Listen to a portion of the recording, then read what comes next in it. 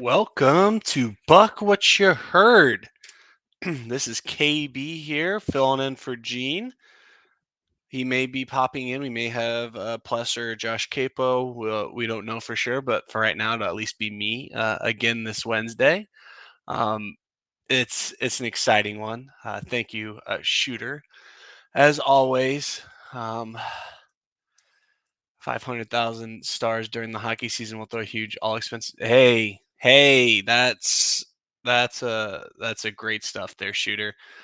Obviously, with the Lightning, man, I watched the end of the game last night, and it really stunk of that shorthanded uh, goal that we gave up to let the Stars, I believe, tie the game late.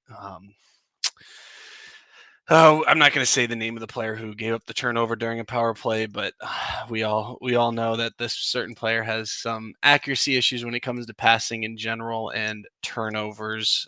Don't want to call him James Winston in any way, but Bucks fans and Tampa fans know that very well. It was a very exciting Sunday. It's nice to have your worries and stress over with by noon. That's the one thing I really like about the Germany and well, the first ever German game, but also just the European games in general. Having that 9:30 a.m. kickoff. Oh man, that's perfect timing for a lazy Sunday. Just rolling out of bed maybe an hour before, and being able to watch a game with and have it be over with, and then you can just watch Red Zone pretty much the rest of the day. Um, the first thing I really want to do is present our there it is, share screen. I want to present Mr. Angry Run. Boom, boom. This is our RB1, everyone. I love Lombardi Lenny. Lenny, I think, is going to be super valuable for us from a depth standpoint. If anything, let's say were to happen to White, uh, but Rashad White's RB1. G Vegas woke up at 6:30. Yeah, you got the Pacific time start, but man, look at that! Just look at that response from the defense. They've been waiting for a play like that all year. Look at Akeem Hicks, Golston, Vita Vea was earlier in there. Vita, there he is. Vita Vea calling for a baby. Um, that's the spark the defense needed, was to see something like this from the offense, and obviously that came at a very pivotal time in the game where the defense is playing when we have a lead. It's always nice. Let me stop sharing that. Uh, but yeah, it's always nice to have a victory Monday. Um,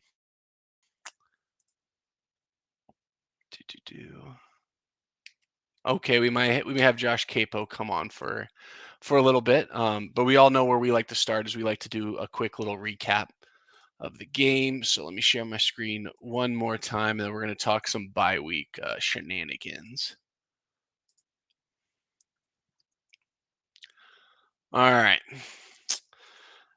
First thing from an overall standpoint, I want to point out from this game, it was nice to have a lead, have it early. Yes, there were some hiccups near the end there, but at the end of the day, we were able to just come out, run a 4-minute offense, and seal the game. You really can't ask for anything more than that. Um, we'll start with Seattle first. I think Gino had a less than stellar first half, but damn, that second half, man, it took Gino 10, 11 years in the league, but he finally figured it out. 115 passer rating. Great. I mean, we can all go into EPA per play and all of that kind of fun stuff, but he made some big time throws. It's what Seattle needs. They're still 6-4 and still on top of their division. But I mean, man, it's really crazy to see just how he's been able to walk into the season. Um, from a running back standpoint, holding Ken Walker the third to 1.7 yards per carry on 10 carries. My lord. This is the Bucs defense, run defense that we know oh so well and have been sorely missing as of late. A lot of that goes to Devin White, and Levante David. Both had another fantastic games for them. Um, DK was able, again, what I said last week was DK is going to get, X amount of catches, X amount of yards. It's like Cooper Cup, but what you can't do is give them big plays. The long of 16, Kenneth Walker, I believe that was on a screen pass. They targeted him a lot, 8 targets. He is not known for his hands, so that tells you that the Bucs were taking away a lot of Geno's primary reads. Lockett and Goodwin got a touchdown. The Goodwin touchdown especially was worthy of a call out. I mean, it was an outstanding throw. Um, I mean, I think the Lockett one was too. Big loss. They had an injury to Jordan Brooks during the game from a defensive standpoint. This kid, I thought he was a waste of a draft pick back when, they drafted him. They had Bobby Wagner. Um, like there was just no reason to have him on the team, in my opinion. But man, he did the rookie thing, and he's truly developed. And just hats off to Jordan Brooks. I think he had a fantastic game before. Keyshawn Vaughn essentially juked him out, and then he tripped over or he slipped on the turf as everyone on the Bucs basically did in the game. And Jordan just had his ankle. I thought it was his knee at first. Thank goodness it was just his ankle. Seahawks have a bye week, so hopefully he can come back after the bye week and be a-okay. This is the big one: 0 sacks. 0 sacks. That's that's what dreams are made of, fellas and lady fellows. I mean their edges, like Bruce Irvin did a pretty good job of holding up the edges. But for the most part, they weren't doing much at all. Um, the interceptions we'll get to on the Bucs standpoint.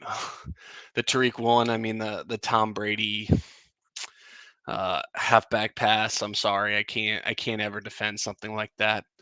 Um, and then another good punting game, a 50-yard average. I'm curious to see what the net would be. Um, but then Jake Camarda comes out with a 61.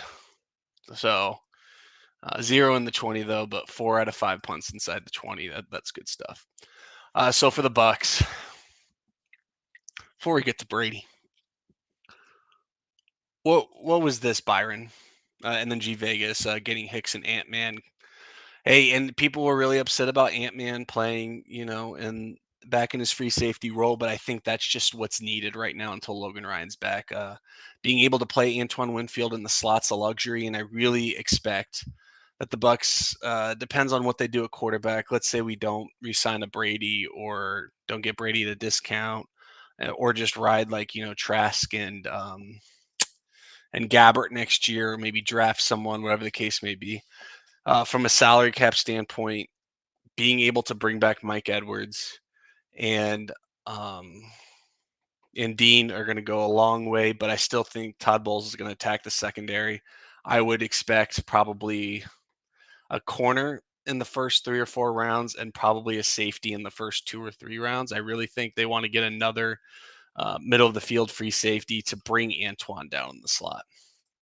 Welcome to the Cannon Fire podcast. Nick Leverett had some moments, but in the grand scheme of things, he's been a godsend. And that's what we've been looking for. From a Bucks perspective, whether it be drops or misprotections or wrong routes run by wide receivers or misreads by the quarterback, it seems like on every single play from weeks really 6 through 7, or shoot, 3 through 7, 8 weeks 3 through 8. Essentially, it was like there would always be something go wrong by one person who would ruin the play, and Gadecki just happened to be that guy the majority of the time. It's just really, really sad to see. But Leverett, what he's done is he doesn't bring you traits that even Gadecki does, but what he does bring is consistency. Um, so not much I can really say there. But again, just need the O line to get healthy. Um, I just Todd Bowles is scaring me with the whole Gadecki might be coming back in the pod or in the rotation. Maybe they rotate at left guard or whatever the case may be. Nick Lever just needs to stay there and stay there for, if not the rest of the season, at least for a very long time. Chris Cole, what is up? Um, Rarely even. And then Kate Otten seems to make a play every week. Again, he's another one. We heard Todd Bowles say, "Hey, Brait's coming back." Brait overall, I mean, it should be the Kate Otten show in my opinion. Okay, let's get to this past. I think what a lot of people have been saying is, "Hey, Byron, you haven't been very creative." And I thought the first play call of running Wildcat, I'll commend it. It went for like 2 or 3 yards, but it's something different. That's great. And I understand that Brady may have been open the first time, and I'm not even putting this on Lenny because as a running back in that situation, they probably practiced that, a couple times during the week. And they probably anticipated that someone would just ignore Brady, which they did the first play. Don't get me wrong. But that second play, Tariq Woolen is right there. I mean, Brady ain't mossing him, even though I know he made the joke after the game. But where is Gene? Gene is MIA. We'll see if Gene pops on. If not, I'm sure he'll do a podcast later in the week. Neil, what up? What up? Um, Twice on the same drive is where he lost me. Yeah, that's the thing. Like you had the 21-3 lead. They could have iced the game right then and there on the drive. They were just outside of the 30-yard line, I believe, when that pass occurred. You just can't have it. We'll get to the wide receivers in a second. Really, even I'll leave this up until we get there. So Tom had a pretty good game. The big one is that interception that just can't happen. Um, I mean, I made a Jameis thing earlier, but it was one of those the linebacker dropped, and Tom just has to see that. Uh, Take a sack in that situation, but I allowed the Seahawks to get another chance to make it a one-score game. But other than that, I mean, he made his reads, made some good throws. The crossing route to Julio was just wide open. I need to rewatch the All 22 again. If my memory serves me correct, they were playing. It looked like zone concept, like a really soft cover two, but then you see the guy on Julio trailing him.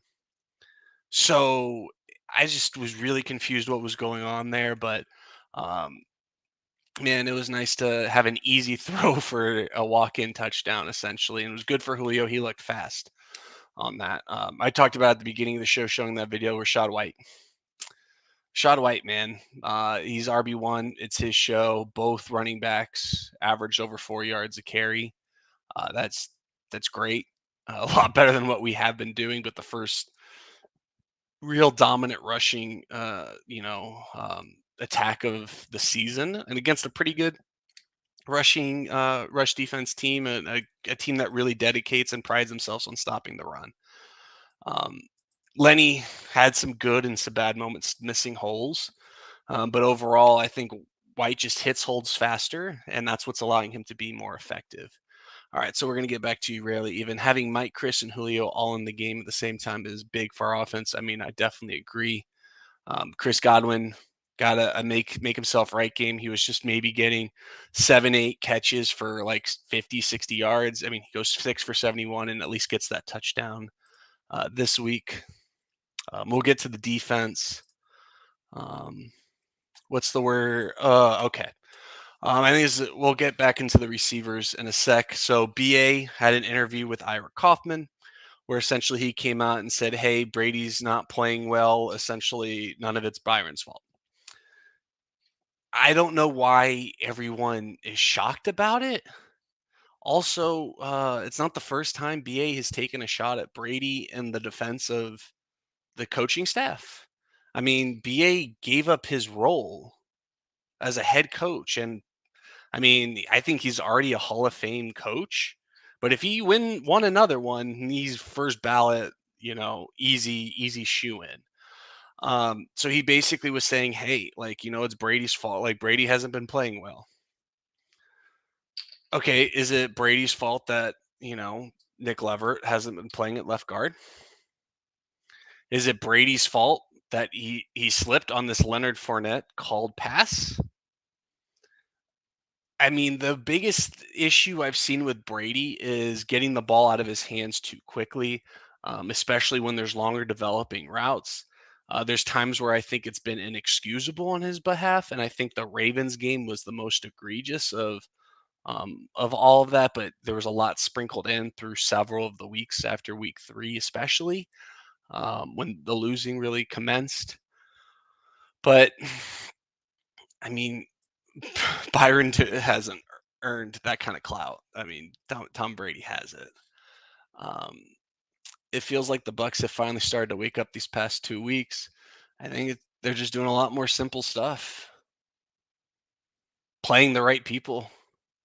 It's the things that smart fans and analysts have been saying for a while now. If Jensen comes back, do we go with Leverett or Hainsey at left guard? I think you have to go with Hainsey, um, but we'll see. Um, I think Hainsey, while not perfect in the slightest, he's been well above average, and anything beyond any Bucks fan should have had a realistic expectation coming into the season. Mr. Everything's Bucks. Who's the one team the Bucks want to avoid in the playoffs? All right. We're going to pull up some NFC standings. So, that's the AFC. Now, I actually like the matchup of the Bucks against the Eagles. I think the Eagles are a better team than what they were last year.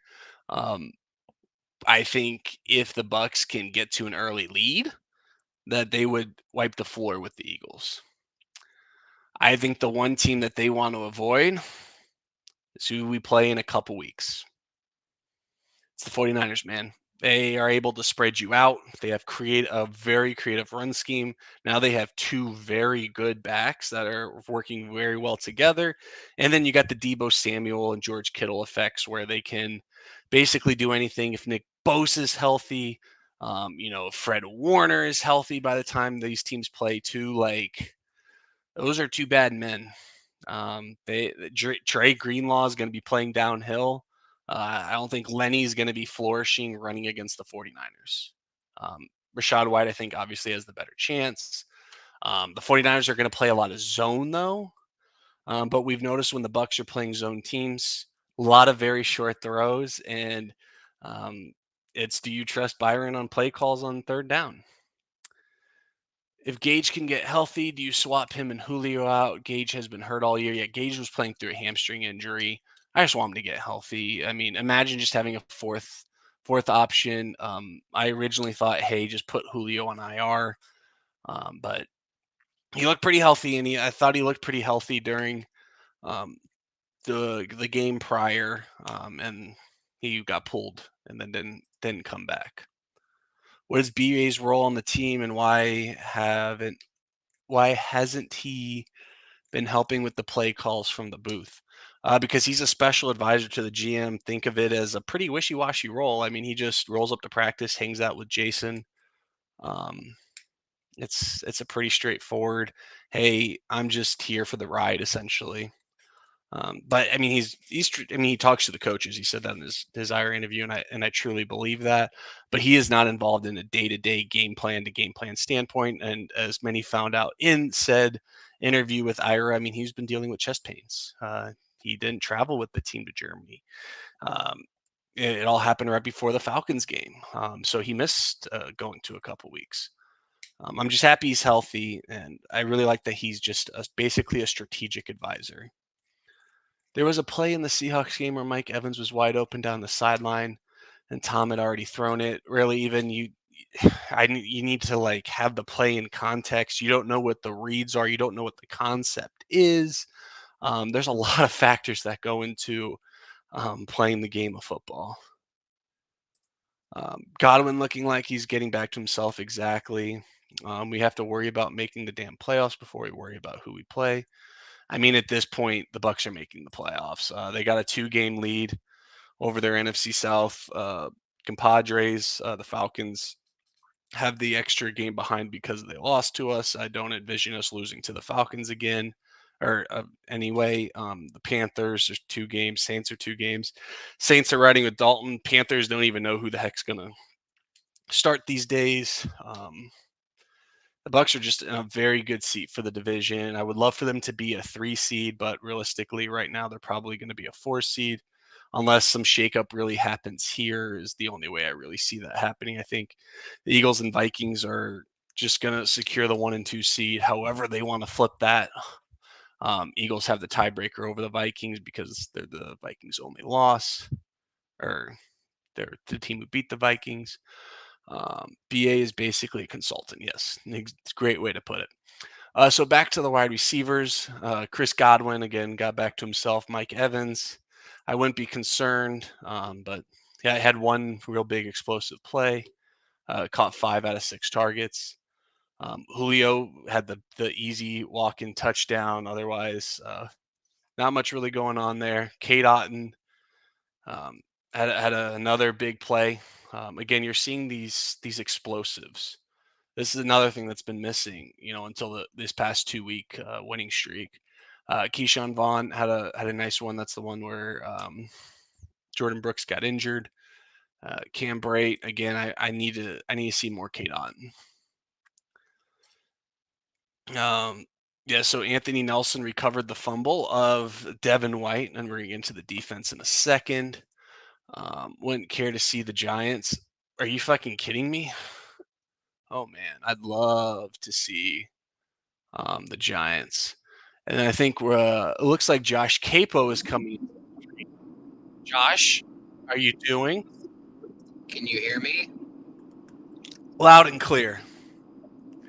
So I'm in my car driving, so no cam, but thought I would jump in. What you talking about, bud? Right now, people have been talking about the playoffs, but I was just about to get into the Bucs' defensive performance. All right. I only remember it live. I haven't gotten into the defense's tape, so I think my assessments may be a little bit takey. I'll just start off with Devin White was fantastic. Player of the week, Yeah. 2 And that one sacks, was and a forced fumble. Yeah, and that one was much more deserved than his Player of the Month from 100% agree. September. So like he legitimately played, and this is going back to um, the Rams game as well. Like 2 very good games in a row, which gives them like 4 on the season.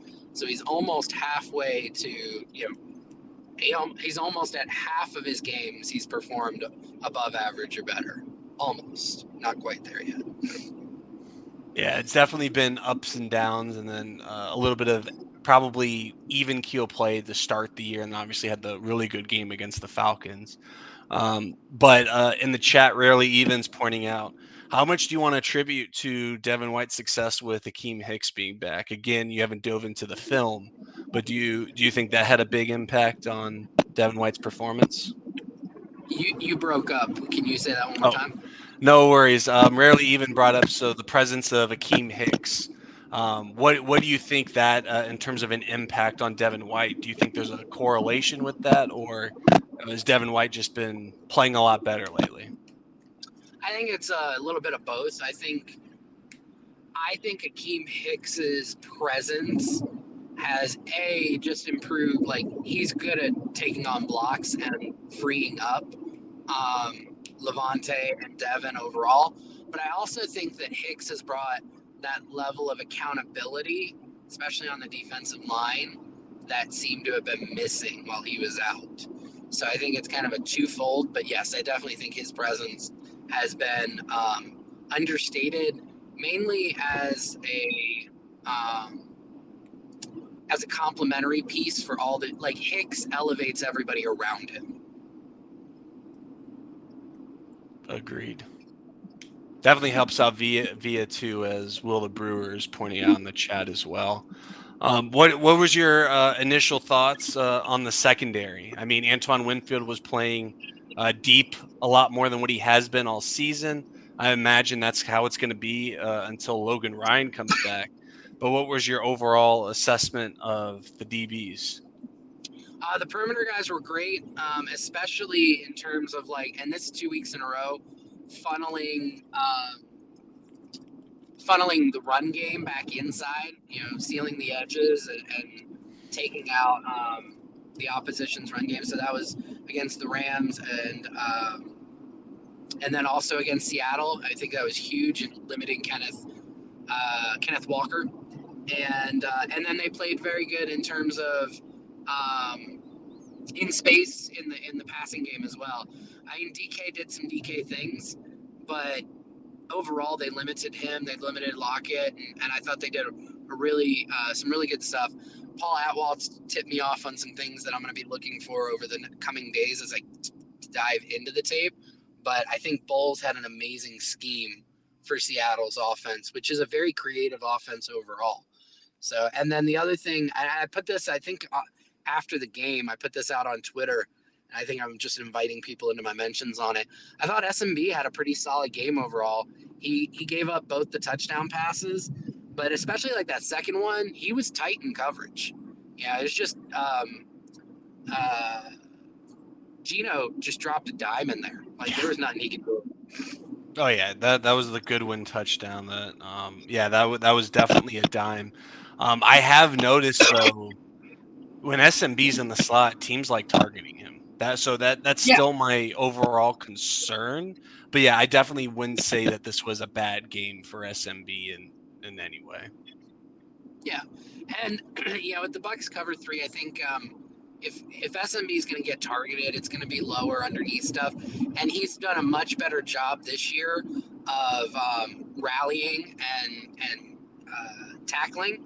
So if that's the SMB we get this year in the slot, I'm fine with it. The way Bowles plays his cover three, SMB isn't really required to carry the seam very much, so you're rarely going to see him get beat deep. Exactly. And then the one time that really happened was it wasn't him, obviously, it was Keanu Neal, but letting, Cooper Kupp slide back. That's the only thing that would concern me because I think SMB, that's something that would be in his area in terms of being a slot defender. But Well, JTS, the thing oh, yep, sorry. I was going to say, the thing with that is Bowles' cover three is a spot drop. So like I know Bowles said after the Rams game that was a busted coverage. I don't think it was on Keanu Neal because if you go back and look at how they run cover three, um, like it's not like a Rip Liz concept. Like it doesn't call for the slot defender to carry. It doesn't even call for any of the hook defenders to carry. So I just think that is something that opposing teams can potentially take advantage of, unless there's some language in his defense that I'm not familiar with that does call for that. But I haven't really seen any of the slot defenders carry seam routes like that. So again, it's more of a spot drop type defense. So I don't know if that would be SMB's assignment, is anything deep It's like not that.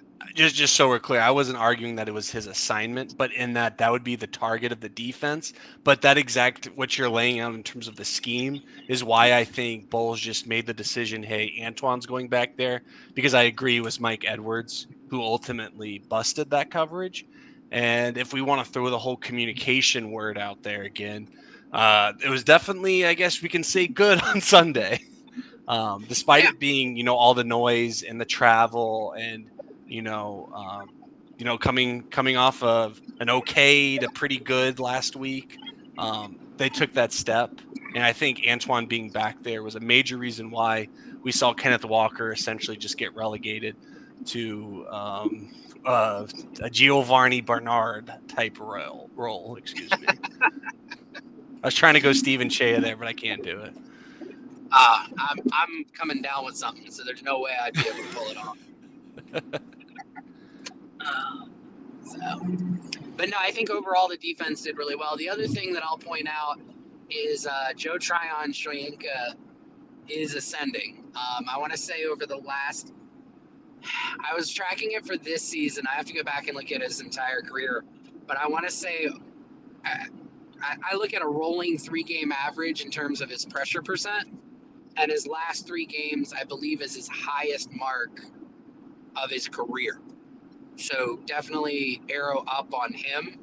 I just wish they would stop dropping him into coverage quite so much, even though he had a really great rep, I believe, on a wheel route that Evan Winter busted through. By a tight end, is who he was covering. So again, it's not like he was covering Cooper Kupp, but he was actually against someone you could actually drop and keep up with. I think it was Will Disley, if I remember It was Will correctly. Disley. It's the flow of the hair is what I remember. Yeah, so but yeah, I'd like, again, it's a Bulls defense. He's going to drop his edges. He's going to drop his interior linemen. But I think that kind of, like, if you, again, I got to go back and look at the tape, but early on, JTS was wreaking havoc as a pass rusher. And then I remember him dropping like 3 out of 5 reps. And then I felt like he lost his groove as the game went on and as they got later into the second half. And I wonder if there's correlation there where he lost his he lost the zone he was in early on. No, I definitely see that. One last thing on the defense to close out. I think Anthony Nelson's playing okay. It's nice to see JTS stepping up with Shaq out, but Shaq's presence is going to be felt at some point by the defense. But Tom Brady with the tackle, I have a serious question for you, Josh. Was that actually tripping? I mean, it was definitely a trip. A trip occurred. Whether there was intent or not, it's Tom Brady. I think there was. I think he was like, damn it. And he threw a leg out. I think Brady's smart enough, but the whole roly poly aspect of it, I just thought was just hilarious. But I've seen a lot of people talk about that, whether or not that was or should have been a penalty. I mean, Tariq Woolen with his speed, you never know if he has a clear break, what's going to happen there. It would be somebody else's interception that Tom finally goes and makes a tackle on because he never does it on his own. He's walking Oh, off the field. Although I don't think that's the interception that everybody should be talking about a Bucs player making a tackle on. Julio Jones oh yeah, laid Cody Bryant out on his pick. Was it Cody Bryant Kobe. or Yes, I think it was Kobe Kobe. Let me Bryant? double check. Or no, was it him or Barton? No, it I was think it was Barton. Barton. It was Barton. Yeah. So I mean, Julio like squared him up, like drove through him, like that was teach tape type stuff. I think he was pissed. Well, I mean, that throw by Brady was inexcusable.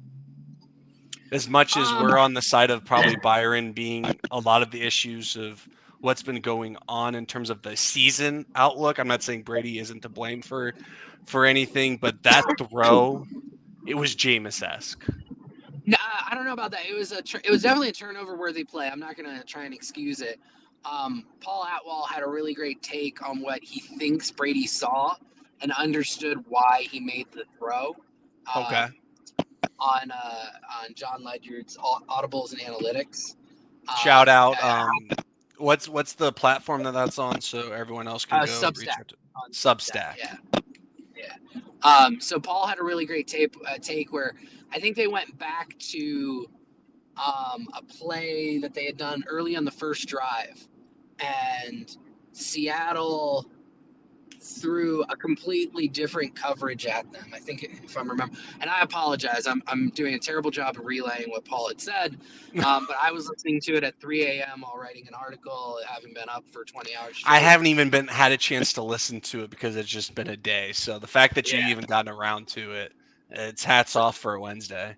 Yeah. So, but basically, like the Bucs went back to, and hey, look at that. The Bucs went back to a play that they had run earlier in the game, but Seattle, I guess, uh,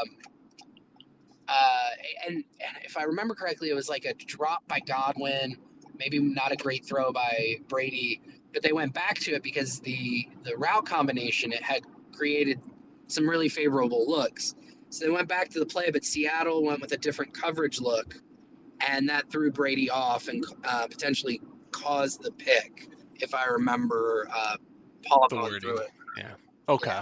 I'll So, definitely listen to that and throw the tape on and see what that looks like. yeah. But have you gone through offense yet? Yeah, we've gone through offense, but if there's any highlights you want to throw out, please. So I have one take that's pro Byron Let's hear it. that well, two, I guess. Two.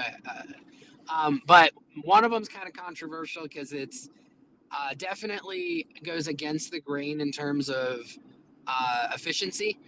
So Seattle invited the Bucs to run, okay, all game long. All right, and they did it through their pre-snap looks. They were middle of the field open, and so for those of your viewers, so it just means they were running two high safeties, right? As a pre-snap look, something like 75, 78% of the time. Okay. And what that did was that gave the Bucs favorable numbers in the box, which is, hey, all right, let's run the ball. Now, Seattle did a fantastic job of still shutting down the run on first down. All right. The Bucs averaged, I want to say, like, besides Rashad's big run, like it was like 3.2 yards per carry on first down. Um, and we're constantly putting themselves in 2nd and 7 or longer. Now, typically on 2nd and long, the Bucs have been very efficient during Bruce Arians and Byron Leftwich's tenure in Tampa Bay in terms of calling pass plays, which is what you should do in 2nd and long. All right, don't give it away. If you run the ball on 2nd and long, typically you're just giving away 2nd down and putting yourself in a really bad position on 3rd down. But with Seattle doing so much too high stuff and so much in terms of light boxes, and on 2nd down, they expected the Bucs to pass because that is the Bucs' tendency. The Bucs actually ran on 2nd and long quite a bit, and they were very effective at it. And I think that was actually a smart tendency breaker that they ran out for this one game. Now, I want to be clear. I don't think they should do it again, not for another 4 or 5 games, and only if the defense they're facing does exactly what Seattle did, which was go middle of the field open a ton, which most defenses do. The league's running cover 3 more than they ever have, like at a historically high rate. But I thought that was a pretty cool wrinkle. The other cool wrinkle that I thought Byron pulled out was, and Can I I guess it highlighted first? this. Can I You can I can can I guess it. guess it first? The Yeah, fake wide absolutely. receiver screen. The fake screen. That's right. I thought that was fantastic and so fitting that they did it 2 days after I wrote an article. It's almost like they read my shit. Um, and then they went back to a 2nd and long screen later in the game to Cam Brate. They did a tight end screen to him down by the goal line. They picked up like 8 yards on 2nd and 9. So what by doing the fake, they kind of reset Seattle's expectations, then went back to the screen and had a lot more effectiveness on it because those 2nd and long screens for the year had not been working outside of one Leonard Fournette screen in the Kansas City game. So really liked kind of that it was a counter and then they countered the counter. So a couple of really cool things. Doesn't excuse all the first down runs, but there were some steps forward, and I feel like I'm the last man on things, whereas everybody else has gotten on the boat, sank it, and they're calling for his head. Exactly. So Again, it's what we say. Like if you're, and I think Byron has been doing a better job of. Plus, big thing is running concepts that have already worked, but having that wrinkle in there, and obviously the biggest downside of that is the Leonard Fournette, quarterback pass, or pass to Brady. That's a wrinkle that goes in the wrong direction. But as Josh is pointing out, that understanding the timing of when you call plays and what's your typical, because I mean the coaches look for this. They look for, and the Pewter Report guys, for instance, all found this, and Real Bucks Talk, they all found this too. Is the second down screens. So when you just deviate that even just once or twice, the biggest thing that really I wanted to call out from that is 2 years ago when we still do it, the Godwin motioning behind the tight end, and then you run right behind him. Well, against the Packers, he slipped out. Yep. Like those little adjustments. The best time for me to run a screen is when the defenses are on their heels. You've had a big play. They just softened up a little bit, like you're saying. Like the Seattle was playing a little bit more too high than what most teams do, which is to play a cover 3 look with the single high safety. That's when you run a screen. Is when the high and things become a little bit easier from a space perspective. Exactly.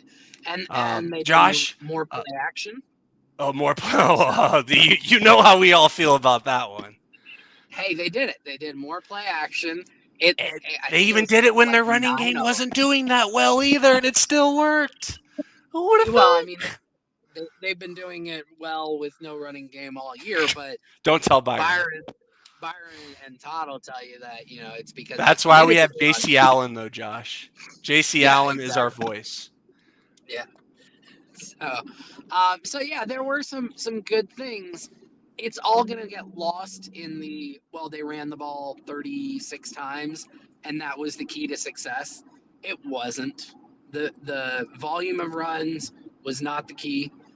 As a matter of fact, the volume of runs hurt the team in terms of where they were placed on first down, and they were bailed out by ridiculously high execution on third down passes. And Rashad White doing some absolutely amazing things, because as good as the volume numbers look in terms of the running game, and they did some cool things from like a schematic standpoint. I think they varied their run game. There were a lot more pulls and counters and power runs that were very successful. But there was also just a lot of Rashad White making shit happen, because Seattle actually had two defenders that were kind of living in the Bucs backfield on run plays, and that was Bruce Irvin, their edge defender, who owned Cade Otton anytime Cade was coming out of a stationary set, and God, who was their defensive tackle? Al Woods. Yeah, Al Woods was Allen's. getting, because Al Woods is like two of Robert Hainsey. Yeah. And he was owning Hainsey in terms of just inside. He owned Leverett a few times as well. So both of them were getting a ton of penetration. And kudos to Rashad White, because there were a few times where he made something out of nothing. So that was cool. Well, and even with him making something out of nothing, if you take out Rashad White's 29-yard angry run, you want to take any guesses what their rushing average is, and not counting Brady's 6 carries for -3 yards, not counting that either. All right. 52 minus Damn, you're doing that 130 mental math. on 35. 3.7. 3.64, Josh. So that's still not good.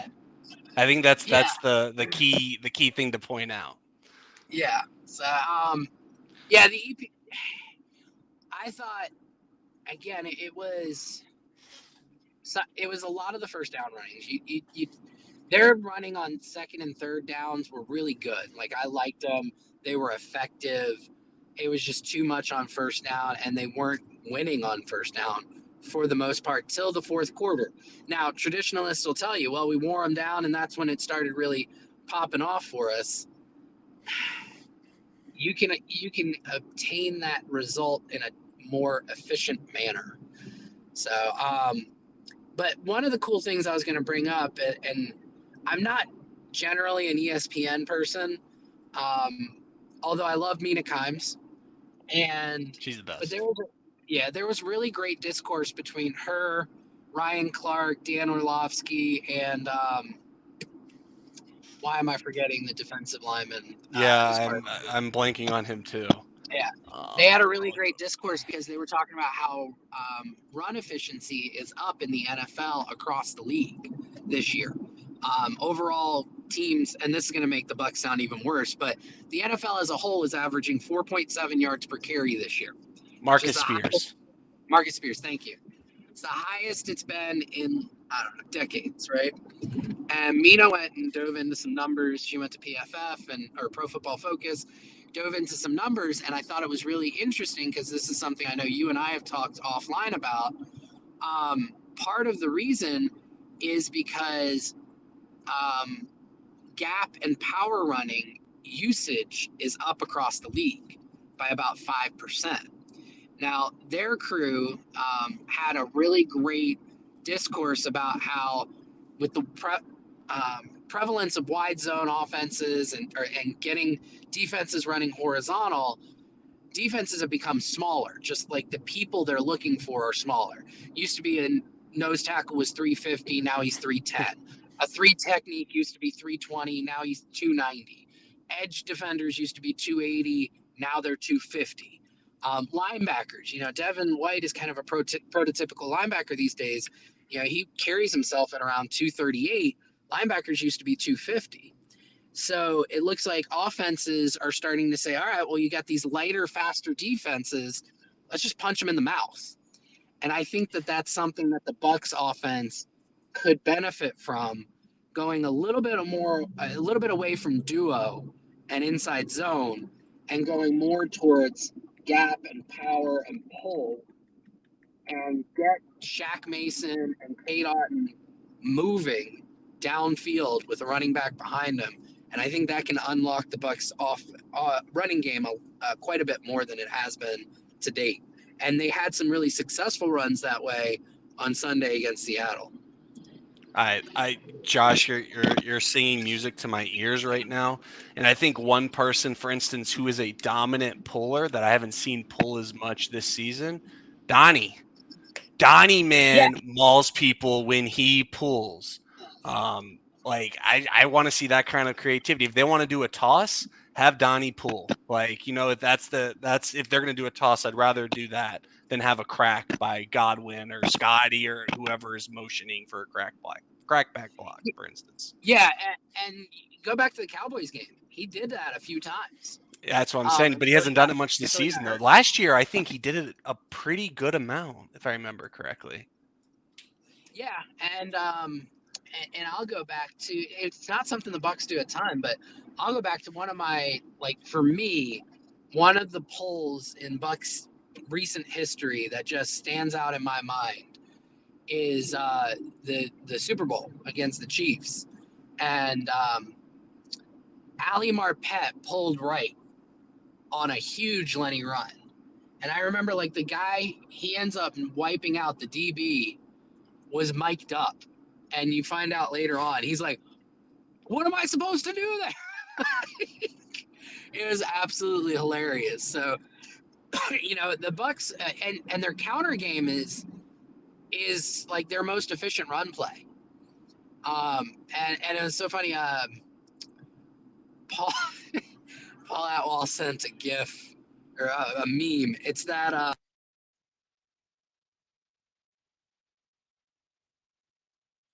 Oh no.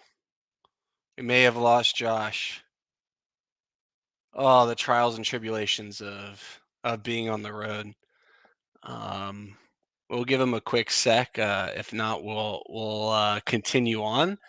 Um, but yeah, I mean, gosh, the Bucks are so good at pulling linemen. We might be getting you back now, Josh. You were out for a solid 20 seconds there. oh, what did you hear me say last? You were about to go on a story. It was right after the Ali Marpet pull story. Oh, gotcha. Yeah. So Paul out. Paul Atwell, that was the last thing I remember. Yeah,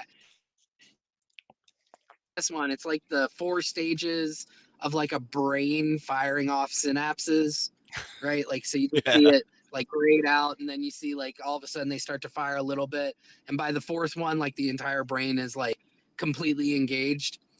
And it was like run to set up the pass was the very first one. and then duo to set up counter, and then the third one when the brain's really starting to fire, it's like pass to set up the run, and then on the last one, counter to set up duo. And I just thought it was hilarious. I don't think it's actually possible, but it would be funny to watch the Bucs try and just start to set up their entire running game around counter because they execute it at a very high level. It's their most efficient run play is counter. It's the only one that has a positive EPA on the year. I believe it. Yeah, I'm just a fan of anyone pulling, but yeah, I mean, whatever. And again, that's a creative wrinkle. You run duo, you run power so much, then you pop in a counter. A defense isn't all that prepared for that. So again, just doing those little deviations over what's working. Josh, it's been an absolute pleasure. I just don't want to keep losing you to the road. Fair enough. What before you hop off? What's your favorite like road game that you like to play with your head or like mentally to keep you going while driving? I'm a podcast guy. Like I See, I'm a will I'm a listen. podcast guy too. Yeah, I will throw on 15 podcasts. I will also watch TV while I'm driving, and that's because I have this weird thing that happens when I drive, especially long distances, which I have to do a lot for work. It puts me to sleep. Yep. And so my wife always yells at me about watching TV. I was like, look, a distracted driver is better than an unconscious driver. So I win. Oh, kids, pretend you didn't hear anything out there. Josh, to give you my little head game that we're gonna play when we go to Florida for Thanksgiving next week, is I get to hear the story behind every single Taylor Swift song from her last album. I think that's gonna take up at least 6 hours of the drive. Hold on. The most recent album that she dropped like a month ago or the one Yeah. previous to Well, that? I Okay. already know the stories from the previous one, like the kids of Ryan Reynolds, and I'm forgetting Blake Lively, or like Betty, and all of them. Those are like the three songs about like love or whatever. Like I know Okay. those. I know some of those, but this latest album, I know jack shit. But I'm looking forward to basically 6 of those 10 hours being dedicated to something. All right. And then I've got one for when you drive back. Let's hear it. Um, were you a fan of The West Wing? Oh, of course. Did you know Aaron that Josh Sorkin at his beginnings. absolutely well no sports night before that, which was Oh, amazing. And he had to give up sports night because he did West Wing. good call. So but Josh Molina did a podcast where he went through every episode of The West Wing and he gave behind the scenes and he Mhm. brings all the other stars on different episodes and stuff like that. So if you need something for the return, I highly recommend the West Wing podcast hosted by Josh Molina and some other guy that just like a random dude who reached out to Molina and said, hey, I have this idea for a podcast we should do. And Molina's like, all right, let's do it. And it's absolutely phenomenal. So, and getting all the behind the scenes stuff going on with it, I highly recommend. I love it. You can also even do podcast yourself on the road too if you get bored. Uh, but Josh, appreciate you coming on tonight. I hope you have safe travels. Are you going to North Carolina or back home to Florida? No, I will be in North Carolina all next week. I will get to Okay. go home on Thanksgiving, grab a quick bite with the family, and then head back to North Carolina for the rest of the week. That Well, night. everyone in the chat is wishing you some safe travels. Make sure you get that family time. But be safe, Josh. We'll see you on this pod soon. Appreciate you, bud. Alrighty. Well, everyone, let's give a big thank you to Josh Capo for sharing his time. A great football mind. We'll catch up with some of the chats.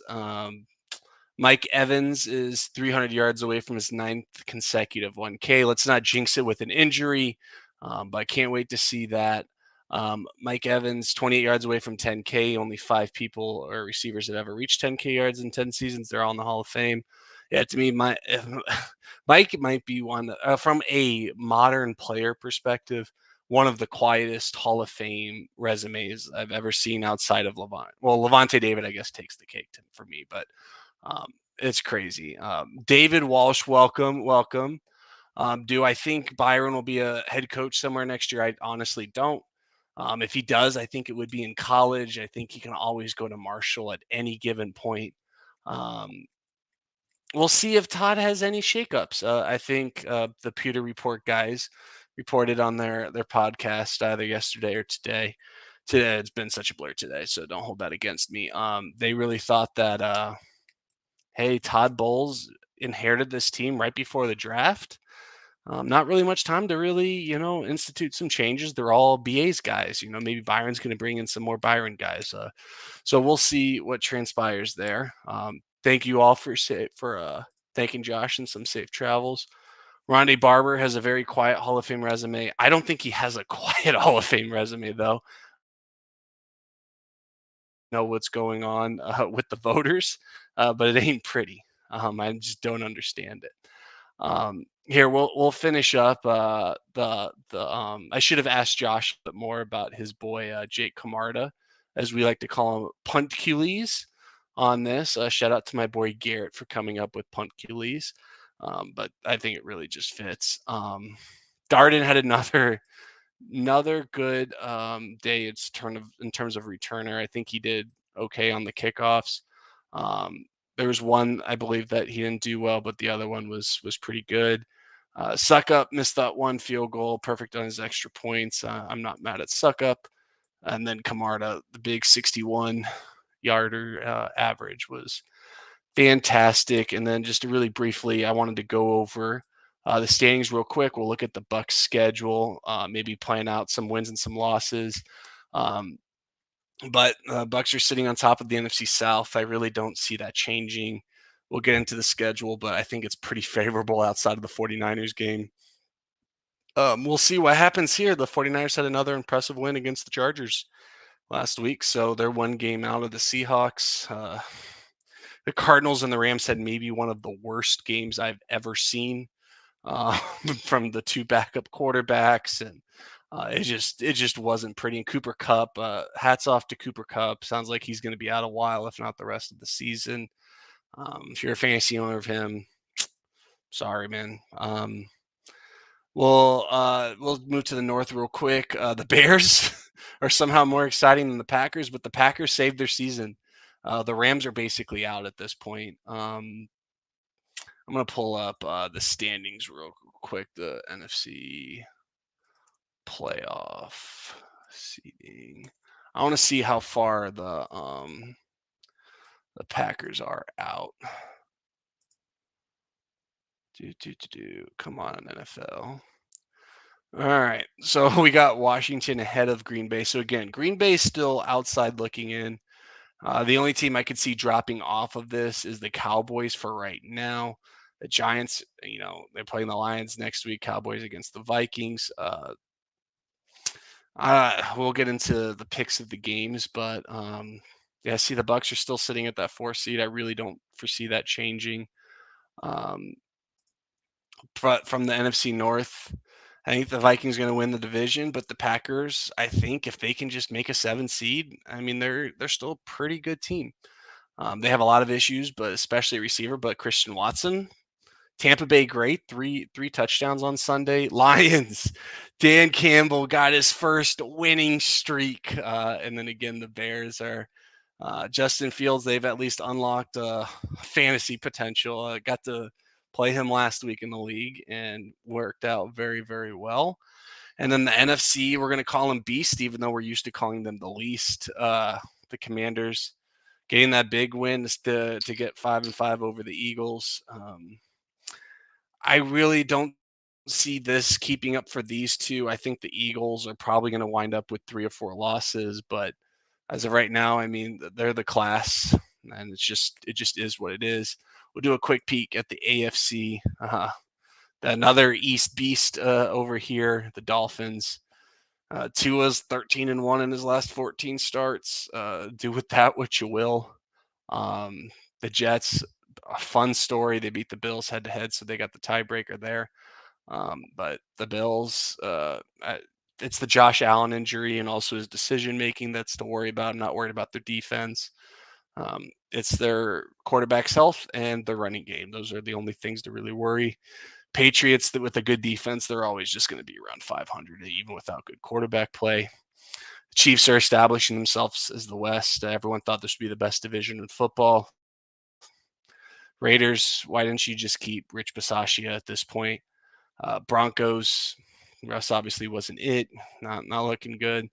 Chargers, it's the injury bug, but also, I mean, the Chargers just haven't taken that step that everyone thought that they'd take. Um, Ravens and Bengals are going to be fighting this one out. I think the Bucs will officially bury the Browns from any playoff consideration when we come out of the bye. Steelers, just got to figure out the quarterback, but they'll figure stuff out. Titans and Colts. Will the Colts make that comeback with the new coach? I still don't agree with it. Um, Lovey's going to be fired. We'll see what happens with the Jaguars and their head coaching situation at the end of the season, but better than what it was during Urban's tenure. And here we'll quickly look at the playoff picture.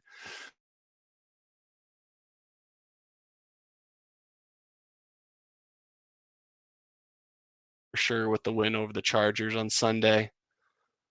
Miami, let's see. Miami again, just nipping at their heels right now. Um, Titans and Ravens, those divisions are just going to be the toughest ones, really. I mean, the Bills are going to be right there, but I just really think that the Ravens and Titans, it's going to be tough sledding come end of the year, especially if Jamar Chase gets healthy for the Bengals. Let's look at the Bucs schedule, then we'll look at some games, and then we will hop off and go enjoy the rest of our Wednesday nights. So the Bucs come out against the Browns, the Brownies on the road.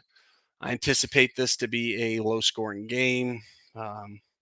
Myles Garrett's going to be fun for us to deal with. Probably going to be on the side of Donovan Smith more often than not. But Jacoby Brissett's the quarterback. Not that worried about Amari Cooper. Good running game, sure. The Saints, I mean, picking that game is always hard because who even knows who's even starting at quarterback 3 weeks from now for the Saints.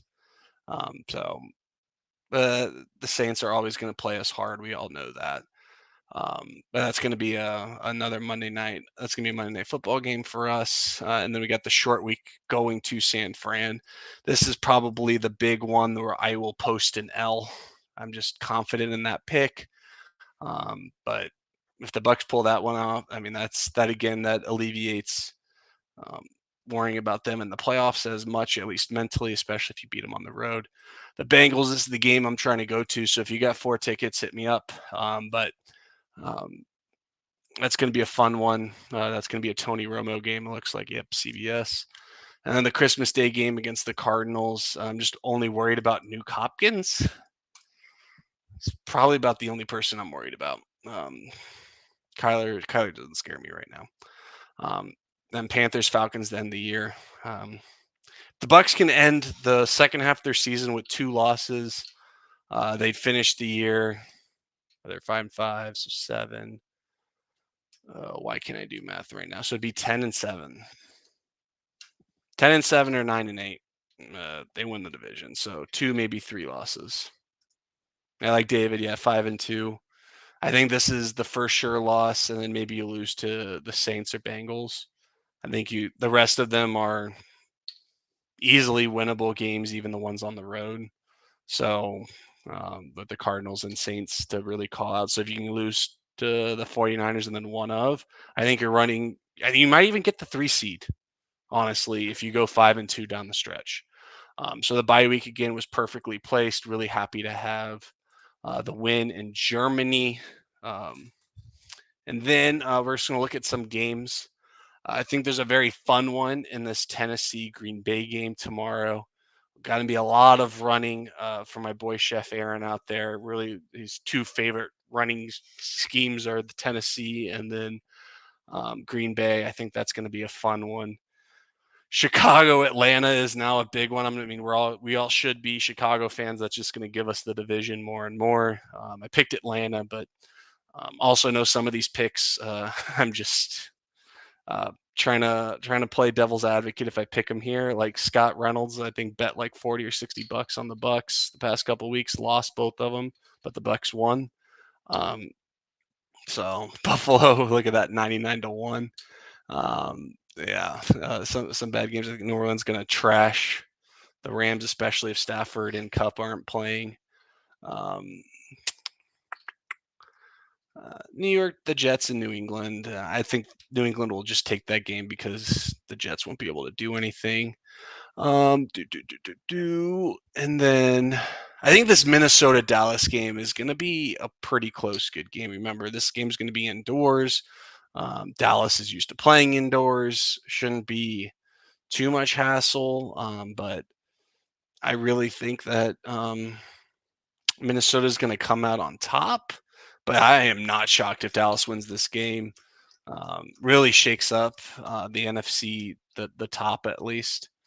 Um, San Fran at Arizona, I think will be closer, but I'm still going to take San Fran. I think Kansas City's going to trash the Chargers.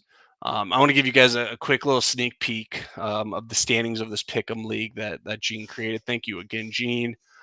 Buck and Mullet, our boy Jay, him and Gene had some words this morning. Looks like everyone pretty much had a down week besides Brandon. Shout out to you for having a perfect week as well as with Mickey. I mean, man, that's some good stuff. I only got 7. Keep in mind, I also picked against the Bucs. So all of these games are like the Bucs won. Keep in mind, I pick their opponents every single week. So I could be closer to Jay, but Plus is still hanging in there. He still got me by a game. Patricia crushing it, and then British Buck right on Jay's heels. I mean, look at these guys going back and forth. Those perfect picks early on. It's nice to have a bye week. We don't have to talk about score predictions. Everyone, if you don't have Red Zone, highly recommend to just chill and watch Red Zone this weekend. Cheer for teams, to lose like the Falcons, Panthers, Saints. You all know the drill. But there's some good games this weekend. But if there's any weekend that a Bucs fan needs to get out and go do something, it's this Sunday. We'll see if we have a pod next Wednesday with Gene. No guarantees given the holiday, but hope everyone just has safe travels if you're traveling. Hope everyone just is safe with your family. I mean, COVID's still a thing, or just flu season in general.